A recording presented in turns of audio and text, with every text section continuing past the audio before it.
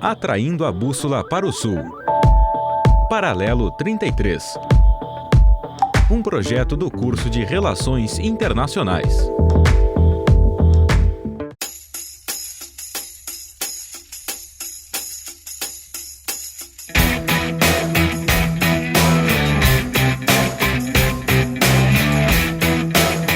Olá, você está ouvindo Paralelo 33 na Rádio UniFM 107.9, na Rádio Universidade 800 AM e também no Spotify.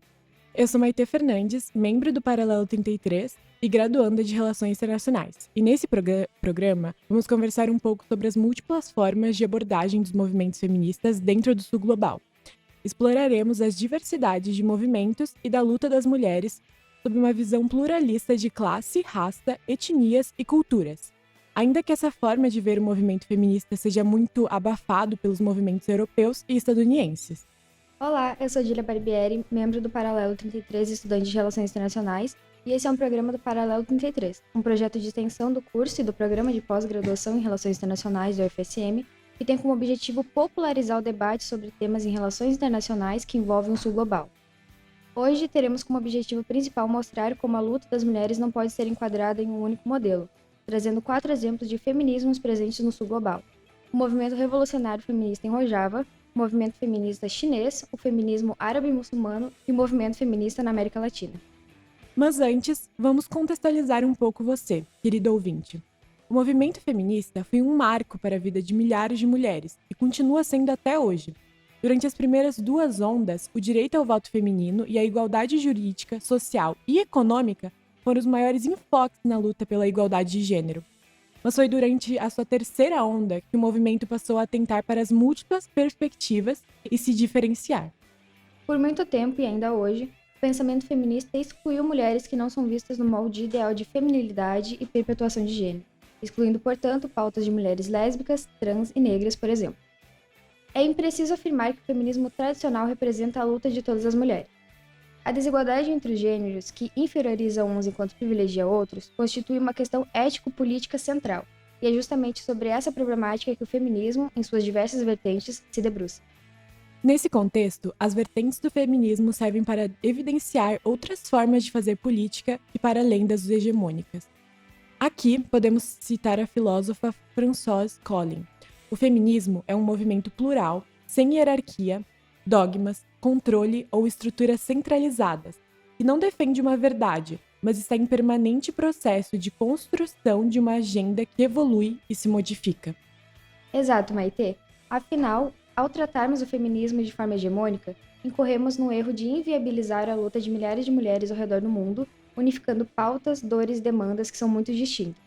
Abordar assim, de forma utópica, sugere que o feminismo seria capaz de garantir igualdade não apenas em relação aos homens, mas também entre todas as mulheres, independentemente de raça, classe ou cultura.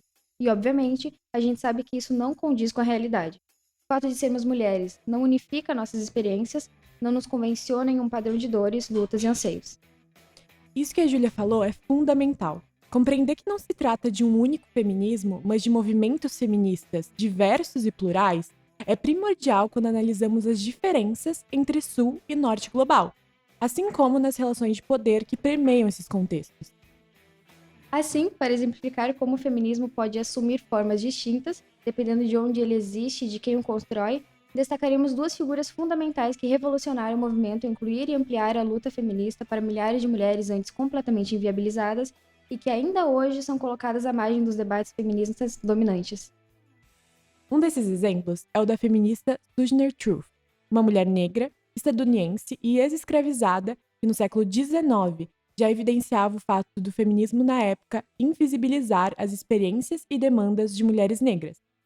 Um dos seus discursos mais famosos, "E eu, não sou uma mulher?", deixa explícito o contraste com que mulheres brancas e negras eram vistas na sociedade.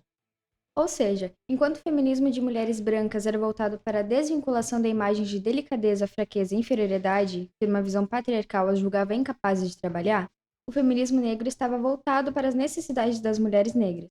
A luta contra o racismo e o sexismo inerente ao corpo de mulheres pretas que desumanizava sua existência e a busca por igualdade de gênero, mas também de classe e de raça. A ideia de reivindicar seu direito a trabalhar dizia pouco às mulheres negras. Um fato que é interessante lembrar é que a Sojourner foi a primeira mulher negra a vencer um caso jurídico contra um homem branco após ter sucesso em um caso jurídico, quando conseguiu a liberdade de seu filho Peter, que havia sido vendido ilegalmente. Ainda no século XIX, mas em outra parte do globo, Raden Adjeng Kartini foi uma mulher aristocrática nascida numa ilha da Indonésia chamada Java, sob domínio colonial holandês. Ela tem vários escritos falando sobre a condição feminina em Java e foi uma grande defensora da emancipação e autonomia feminina. Além disso, ela questionava ainda práticas culturalmente normalizadas, como o casamento e a poligamia imposta, além do confinamento de mulheres jovens em casa. Ela também defendia a educação formal para mulheres. Ainda, Haden enxergava a dominação colonial como um obstáculo à emancipação tanto das mulheres quanto do povo indonésio. Essas duas mulheres, com origens, vivências e contextos socioculturais completamente distintos, influenciaram fortemente os movimentos feministas, diferenciando-os e os adaptando aos meios e fins específicos de suas comunidades. Esses feminismos se desenvolveram de formas distintas, retratam realidades e lutas diferentes, não mais ou menos importantes, mas historicamente e socialmente contextualizadas. Por isso, é tão importante entendermos que o movimento feminista não é um modelo único, mas sim um conjunto de experiências diversas, moldadas por trajetórias históricas, culturais, étnicas e geográficas específicas. Esses dois exemplos não retratam apenas as especificidades de gênero dessas mulheres, mas também de suas comunidades, suas culturas e suas lutas. Apesar de essas diferenças já terem sido evidenciadas anteriormente, só foram academicamente teorizadas mais tarde, no final do século XX, por Kimberly Crenshaw, com o conceito de interseccionalidade. Essa teoria propõe que a opressão não deve ser analisada apenas a partir de um único contexto, como gênero, mas sim considerando a intersecção entre vários fatores sociais, como raça, classe, etnia, orientação sexual, nacionalidade, religião, entre outras, que atuam de forma simultânea na construção da desigualdade. Ou seja, o trabalho em conjunto, as críticas e a abrangência do movimento amadurecem a luta. Dessa forma, o Sul Global nos permite explorar em muitas instâncias essa pluralidade, justamente por ser marcado por grandes diversidades. Isso faz com que não se possa falar de feminismo no Sul Global sem falar do seu passado, da sua interseccionalidade e das suas diversas formas de expressão. Por isso, é importante conhecer os diferentes feminismos existentes no Sul Global de forma empírica e compreender por que eles se diferenciam. Para isso, vamos trazer alguns exemplos históricos e atuais de movimentos feministas que se fazem presentes no Sul Global, para que possamos analisar a forma como cada cultura e região assume pautas próprias, e destacam as necessidades das mulheres dentro de seus contextos singulares. Para começar, vamos abordar o movimento revolucionário feminista em Rojava. Voltando um pouquinho no tempo, em 2012, Rojava, uma região autônoma no norte da Síria, foi palco de um movimento revolucionário feminista. Historicamente, desde o fim do Império Otomano, a população curda, juntamente com minorias étnicas locais, vem sendo perseguida e assimilada nos 4 países que formam o Kurdistão: Iraque, Síria, Turquia e Irã. Depois da movimentação, durante a Primavera Árabe, a Síria foi marcada pela repressão estatal violenta, que vem acarretando diversas guerras civis. Entretanto, os curdos já vinham, há décadas, construindo uma forte base de organização política, resistindo aos projetos de assimilação forçada, da sistemática negação do direito à autodeterminação e das persistentes políticas de apagamento étnico, que visam suprimir não apenas a língua e a cultura curdas, mas também as de outras minorias no território historicamente reivindicado como Kurdistão. O início da guerra civil na Síria e o recuo do governo sírio das regiões norte e leste, focado prioritariamente na defesa da capital, criaram um vácuo de poder que os movimentos curdos souberam ocupar estrategicamente, estabelecendo experiências de administração autônoma democrática no local. A partir desse desenrolar que a Maite bem colocou, foi instaurado um modelo político baseado na autogestão e na autonomia popular, identificado pelos curdos como um confederalismo democrático. Além disso, também conseguiram expulsar o Estado Islâmico e recuperar áreas ocupadas. Foi nesse período que a imagem das mulheres curdas armadas, símbolo da resistência, ganhou destaque. Para que essas mulheres tivessem voz nos espaços de tomada de decisão, elas pegaram em armas, construíram espaços próprios de atuação e asseguraram a participação feminina efetiva em todas as esferas de organização. Com o decorrer do movimento, foi criada a Congresstar, organização que articula diversos grupos de mulheres no Kurdistão. Esse é um projeto guarda-chuva que abrange milícias de mulheres para autodefesa, unidades de proteção para emergências relacionadas à violência de gênero e desenvolvimento científico centrado nos aspectos que permeiam o ser mulher, além de inúmeras outras formas de combate, armado ou não, que mesclam principalmente feminismo e ecologia. Aqui, fazemos uma pequena pausa no nosso roteiro para indicar o primeiro momento griot do episódio. Momento griot.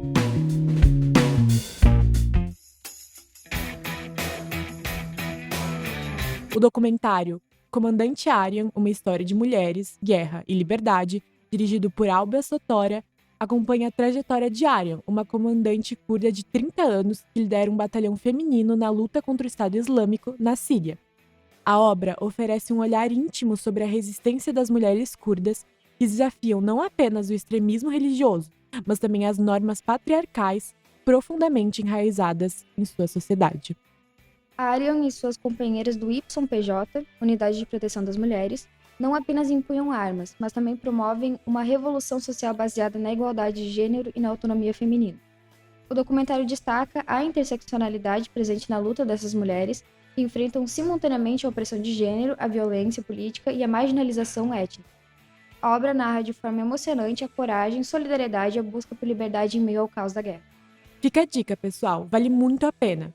E ainda no contexto das mulheres curdas, vale a pena pensarmos como uma luta tão importante para essas mulheres e para a história não é evidenciada, abrangida e exaltada por diversas instâncias do movimento feminista. Existem vários motivos que explicam o fenômeno de apagamento desses movimentos descentralizados do mainstream europeu ou estadunidense. Uma dessas aplicações é o preconceito já inerente do Ocidente sobre o Oriente de maneira geral, e se intensifica ainda mais em relação ao Oriente Médio. Afinal, quem daria atenção para mais uma guerra numa região considerada atrasada, que se mantém presa em conflitos religiosos um atrás do outro? Essa ideia de incompreensão e superioridade só aumenta a falta de relevância que se dá para um conflito tão importante. Além disso, destaca-se o silêncio da mídia ocidental, que, assim como os países imperialistas, ignoram os crimes cometidos pelo Estado turco contra os curdos.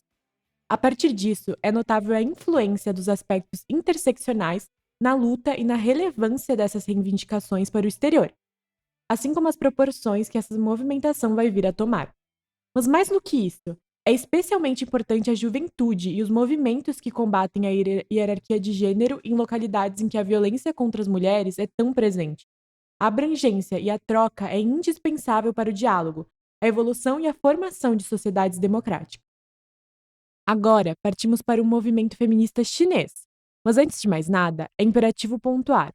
O feminismo chinês não pode ser compreendido de forma unilateral, muito menos ser simplesmente comparado às teorias e práticas feministas desenvolvidas no Ocidente. Com isso, a Maitê quer dizer que a gente está falando de um movimento profundamente complexo e multifacetado, que se desenvolveu em meio a contextos políticos e culturais diversos, não apenas na China continental, mas também em regiões como Hong Kong, Macau, Taiwan e Tibete. E é legal a gente ressaltar que desde muito antes da Revolução Comunista, ideias feministas já circulavam na China.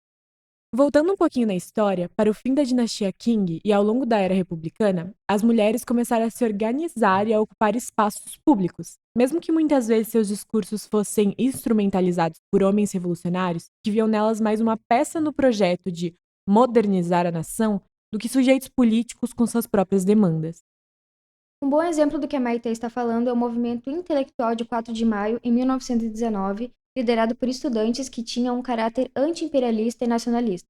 Movimento em que as mulheres também fizeram questão de pautar suas próprias lutas. Com a chegada do Partido Comunista Chinês ao poder, em 1949, algumas mudanças importantes aconteceram. Leis que aboliam a poligamia, proibiam práticas já em declínio, como o footbinding, que era o costume chinês em que os pés das meninas eles eram amarrados com o objetivo de quebrar e torná-los menores, por não ser um símbolo de beleza e status, e que isso, em tese, era para garantir o acesso das mulheres ao trabalho e também à educação. A Federação das Mulheres de toda a China foi criada para articular as políticas voltadas às mulheres, mas sempre com muito controle do Estado e com objetivos que nem sempre colocavam a libertação das mulheres em primeiro plano. O discurso da igualdade de gênero passou a ser usado como ferramenta política, servindo aos interesses nacionalistas, mas também reforçando um modelo de mulher que ajudava a construir a nova China, sem necessariamente romper com o patriarcado. Já na década de 1980, no período pós-Mao, os estudos de gênero começaram a aparecer nas universidades e novos ativismos ganharam força. A Quarta Conferência Mundial da ONU sobre Mulheres, realizada em Pequim em 1995, também ajudou a dar visibilidade ao movimento. Mas, mesmo com esse impulso, as mulheres ainda enfrentavam muitos preconceitos. Além disso, o controle estatal sobre os corpos das mulheres se aprofundou em políticas como a do filho único, que foi uma medida de controle populacional que limitava cada casal a ter apenas um filho, embora houvessem algumas exceções, e teve consequências sérias, como o aumento do infanticídio feminino, abortos forçados e crianças não registradas, o que culminava na não garantia de direitos da criança. Assim, quando grupos autônomos passaram a levantar bandeiras contra o assédio sexual ou a violência de gênero, o governo reagiu com grande repressão. Um exemplo claro disso é o caso das Feminist Five, quando 5 ativistas foram presas em 2015 por organizarem uma campanha contra o assédio no transporte público no Dia Internacional da Mulher. A manifestação não foi violenta, mas mesmo assim elas foram detidas sem acusação formal. O caso virou símbolo da repressão ao ativismo feminista independente na China. Uma das pautas mais difíceis do feminismo chinês tem sido a luta por reconhecimento, ou seja, o direito de existir sem estereótipos e de questionar o patriarcado sem censura. Como o Estado tem um controle rígido sobre os movimentos sociais, qualquer iniciativa que proponha culturas mais profundas é rapidamente sufocada. Tudo isso mostra que o feminismo na China, como em tantas outras partes do mundo, não é unilateral, e sim fragmentado e múltiplo, já que se encontra em meio a um regime autoritário e uma sociedade marcada por tradições patriarcais profundas, tendo que se adaptar a esses moldes, com experiências e exigências referentes a eles. Bom, acho que até aqui já conseguimos provar nosso ponto a respeito da pluralidade dos movimentos feministas. Mas vamos mais adiante. Agora falaremos do feminismo árabe-muçulmano, que apesar de ser um tema já abordado no paralelo, no episódio 32, o movimento das mulheres iranianas é um movimento ainda muito mistificado. Por isso, nossa pauta em torno da temática não se esgota. Afinal, a religião muçulmana atualmente é a segunda maior religião do mundo em número de fiéis, com aproximadamente 1,6 bilhão de pessoas que se autodeclaram muçulmanas. As principais populações muçulmanas se encontram, no momento, na região Ásia-Pacífico, onde os países que mais têm fiéis são a Indonésia e a Índia. Apesar disso, não nos focaremos nessa região no episódio de hoje, e sim na região que corresponde à Península Arábica, localizada no Oriente Médio e no norte da África, como a Arábia Saudita, Egito, Catar, Marrocos, Palestina e muitos outros. É importante frisar que, apesar de o tema central dessa parte do episódio ser o feminismo árabe-muçulmano, nem todo muçulmano é árabe e nem todo árabe é muçulmano. Aqui estamos apenas falando sobre uma vertente que foi criada no contexto regional e religioso dessa população internacional. Fazendo uma breve retrospectiva histórica, o movimento feminista árabe-muçulmano se dá nos anos 1980, com a reinterpretação dos textos do Alcorão, livro sagrado da religião muçulmana. Essa reinterpretação, elaborada majoritariamente por mulheres de diversos países, deu um aspecto desterritorializado e internacional a este feminismo. A partir daí, as mulheres islâmicas começaram a buscar muito além de uma mudança nas interpretações religiosas, mas também uma mudança da jurisprudência de seus países sobre os seus corpos, escolhas, direitos e obrigações, como afirma a filósofa iraniana Elzara Osman. A reinterpretação do Alcorão ocorre por meio da interpretação contextualizada, conhecida como ijtihad. Essa abordagem utiliza diferentes recursos. Um deles é a exegese crônica, que analisa o contexto do Alcorão de forma minuciosa, considerando até mesmo sua linguagem e estrutura. Outro recurso é a valorização da tradição moral, interpretada a partir de uma nova leitura da história. Um ótimo exemplo de pessoa que utiliza a ijtihad é a ganhadora do Nobel da Paz, Malala Yousafzai. Em seu livro biográfico Sou Malala, suas opiniões e interpretações da religião muçulmana ficam claras. Por vezes vão contra, inclusive, aos governantes autoritários de seu país, argumentando que suas ações procuram respaldo no Alcorão para justificar leis autoritárias e desiguais. Alguns regimes autoritários instrumentalizam interpretações rigorosas da Sharia para justificar violações de direitos humanos, como punições corporais. Sharia, que se traduz diretamente para caminho, comumente explicada pela metáfora caminho claro para as águas ou caminho para a fonte divina, é o sistema jurídico do Islã que se baseia majoritariamente no Alcorão e na Suna. Mas tem muito mais que leis. A Sharia serve como diretrizes que regem a vida cotidiana dos muçulmanos, incluindo orações diárias, jejuns e doações aos que necessitam. Logo, não deve ser automaticamente relacionada ao autoritarismo de certos governos. Além das orientações cotidianas, a Sharia, enquanto sistema jurídico islâmico, inclui disposições penais que variam significativamente conforme a interpretação das diferentes escolas jurídicas e contextos nacionais. Em algumas poucas jurisdições que adotam interpretações rigorosas, certos crimes como furto qualificado e adultério podem, em tese, ser punidos com amputação ou apedrejamento, respectivamente. Porém, é importante sabermos que essas medidas não são unanimidade nos países que seguem a religião muçulmana. A adesão da Sharia muda de país para país. Assim, criando mais motivo para o movimento feminista árabe e muçulmano apoiar tanto medidas que vão além dos limites territoriais de seus países. Atualmente, a solidariedade transnacional às mulheres afegãs é um exemplo de como o feminismo opera pelo âmbito internacional. A tomada do país pelo movimento político e militar islâmico Talibã em 2021 e a imediata imposição de políticas que excluíram mulheres da educação, do trabalho e até de espaços públicos sem acompanhante masculino trouxe à tona o quão necessário é o movimento das mulheres. Desde 2021, o Afeganistão passaria por uma onda de medidas retrógradas que fizeram com que inúmeros direitos conquistados pela classe feminina fossem revogados. O Talibã surgiu nos anos 1990 e controlou o Afeganistão de 1996 a 2001, retornando ao poder em 2021, quando sua primeira medida foi reverter os avanços do movimento feminista árabe-muçulmano no país. No entanto, mais do que a violação dos direitos à igualdade de gênero, os direitos humanos como um todo foram amplamente negligenciados. De acordo com a ONU, 40% das mortes e ferimentos em conflitos armados nos primeiros 6 meses de 2021 ocorreram no Afeganistão. A proibição da ajuda humanitária, especialmente aquela voltada à mitigação dos conflitos e ao atendimento dos feridos, contribuiu significativamente para os altos índices de mortalidade registrados. É compreensível que muitos perguntem por que a grande parte da população mundial desconhece os acontecimentos recentes no Afeganistão. Essa desinformação está diretamente relacionada à restrição da liberdade de imprensa, que também se tornou alvo de severas sanções. Um exemplo disso é o fechamento de aproximadamente 70% das agências de notícias do país, ocorrido logo após a ascensão de Abdullah Akhundzada ao poder como líder do movimento político conhecido como Talibã. Dentre tudo o que mencionamos, percebe-se que os direitos das mulheres enfrentam sérios desafios em alguns países onde interpretações rigorosas da lei islâmica são aplicadas pelo Estado. A guerra na Palestina impõe às mulheres uma carga desproporcional. Além de enterrarem maridos, filhos e pais, elas assumem sozinhas a sobrevivência familiar em condições extremas, enquanto enfrentam riscos crescentes de violência sexual e repressão sistemática.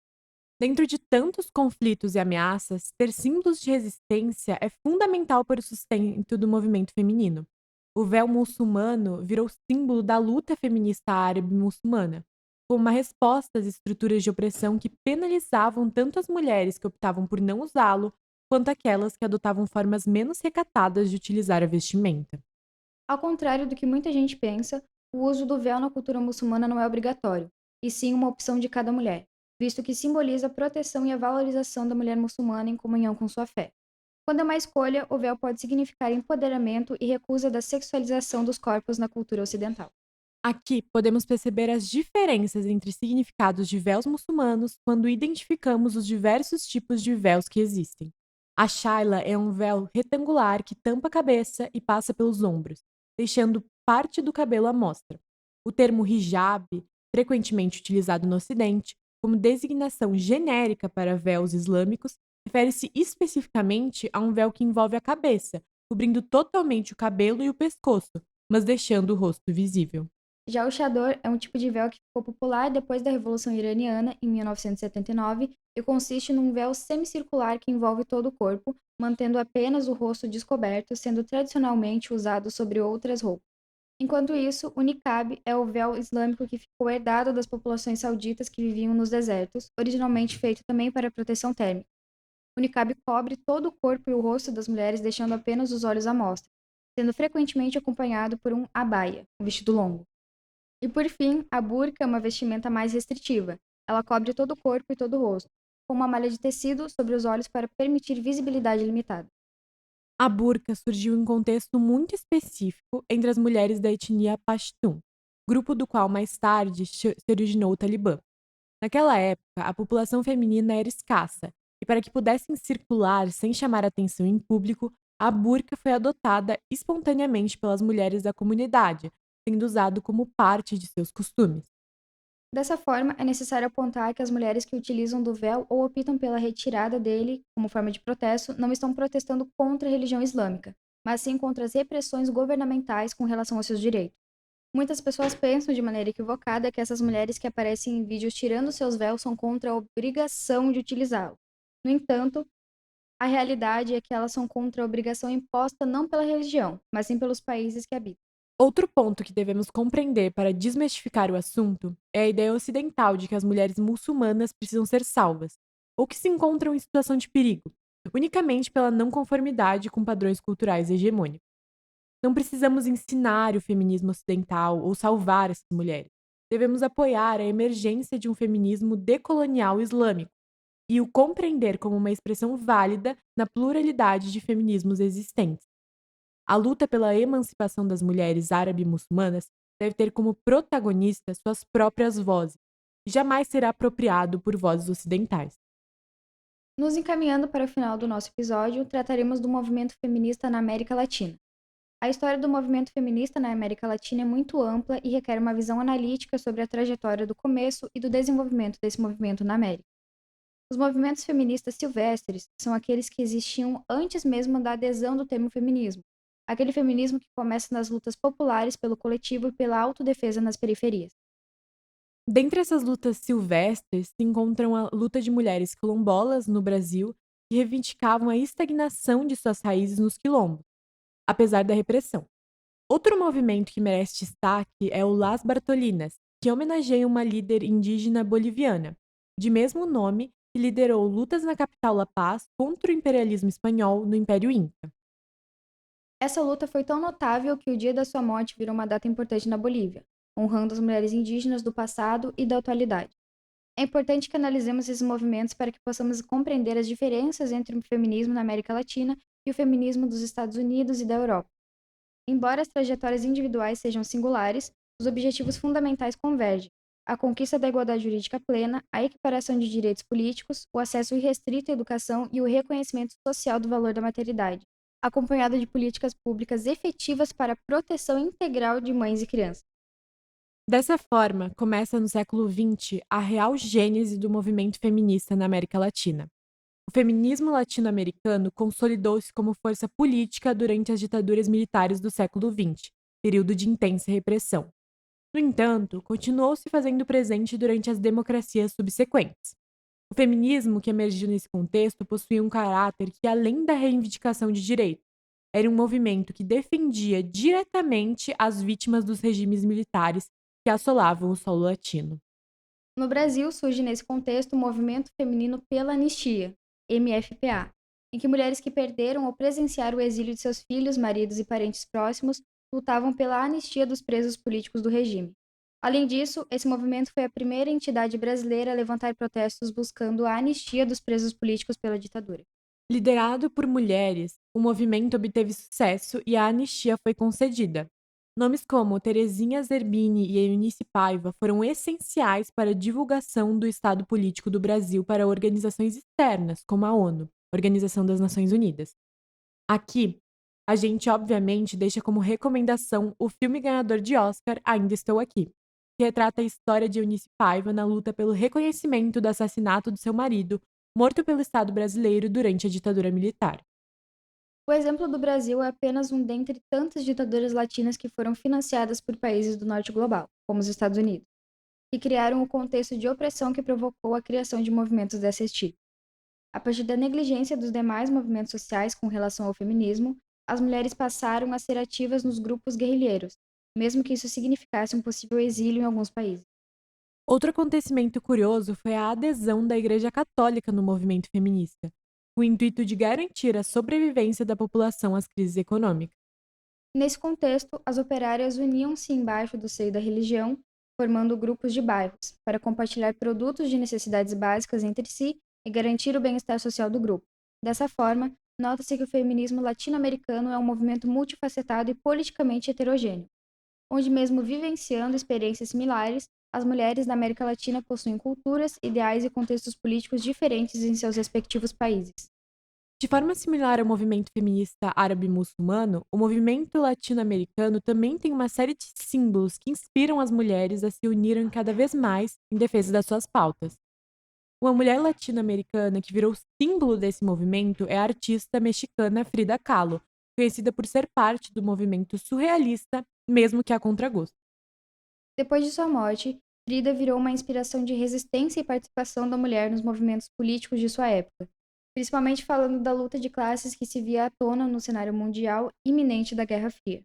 Falando mais sobre a vida de Frida, a pintora passou por muitos dilemas e dificuldades a partir de um acidente de bonde que sofreu aos 18 anos. Acidente esse que impactou toda a vida de Frida e fez com que ela tivesse que superar as dificuldades físicas e psicológicas consequentes dele por meio da sua arte. A maior parte de suas pinturas falavam sobre como as dificuldades físicas de Frida impactavam seu psicológico. Após a sua morte, a figura de Frida Kahlo passou a ser um símbolo da cultura pop mundial e também um símbolo feminista. Apesar da pintora nunca ter se declarado abertamente feminista, pois feminismo possuía um significado diferente durante sua época, seus posicionamentos políticos e sua coragem de se expor a um mundo machista como era o da época se tornaram inspiração para diversas mulheres do movimento feminista da América Latina. No cenário atual, o feminismo latino-americano configura-se como um campo plural e multifacetado, marcado tanto por significativas diferenças quanto por importantes pontos de convergência. Outra característica comum que pode ser citada é a das pautas dos movimentos feministas atuais, onde as principais abordagens são sobre a legalização do aborto, o feminicídio e o abuso sexual de mulheres e crianças. Aqui fazemos uma breve interlocução para o nosso segundo momento griot.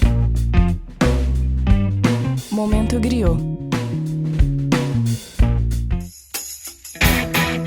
O filme Que Horas Ela Volta, escrito e dirigido por Ana Mui Laerte, O Longo Brasileira é uma crítica à estrutura de classe e às relações de gênero no Brasil, e dialoga profundamente com o feminismo latino-americano. A protagonista, Val, interpretada por Regina Casé, é uma empregada doméstica que trabalha na casa de uma família rica de São Paulo. A chegada de sua filha Jéssica, que se recusa a seguir as regras implícitas de submissão e subalternidade, abala a frágil ordem silenciosamente opressiva da casa. O filme constrói de forma sensível e contundente a tensão entre gerações de mulheres. Val, conformada com a obediência e gratidão exigidas, e Jéssica representando uma nova postura feminista que recusa esses papéis. Não há como não traçar paralelos com o conceito de interseccionalidade tão central ao feminismo latino-americano ao observar como gênero, classe e regionalidade, Nordeste versus Sudeste, se entrelaçam. É um filme que denuncia as heranças coloniais ainda presentes nas relações afetivas e trabalhistas e convoca o espectador a refletir sobre qual é o lugar da mulher, sobretudo da mulher pobre e nordestina, dentro da estrutura social brasileira. Se ainda não assistiu, corre para ver.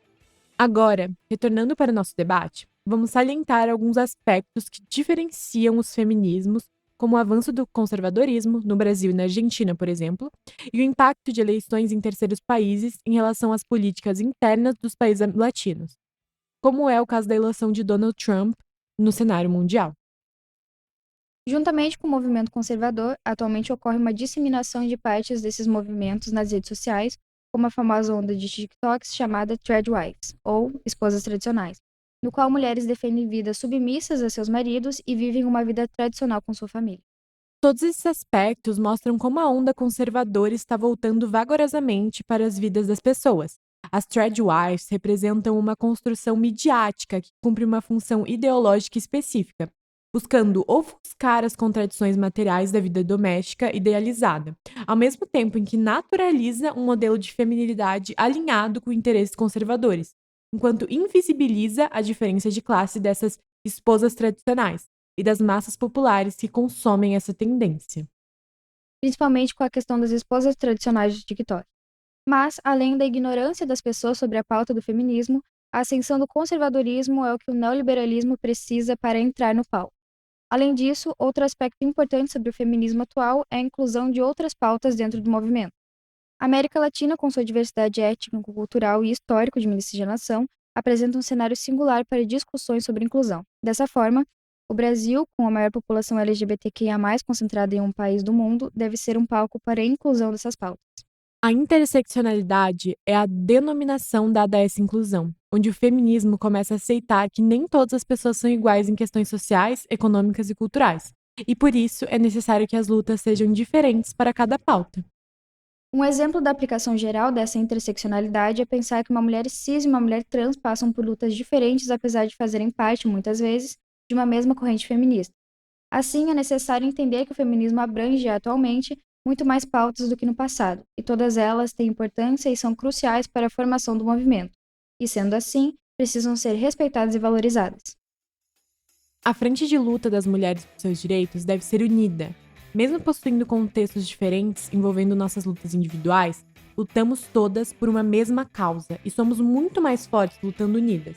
A nossa luta não é fragmentada, pelo contrário, faz parte de um prisma de contextos e culturas diversas que se complementam e fortalecem.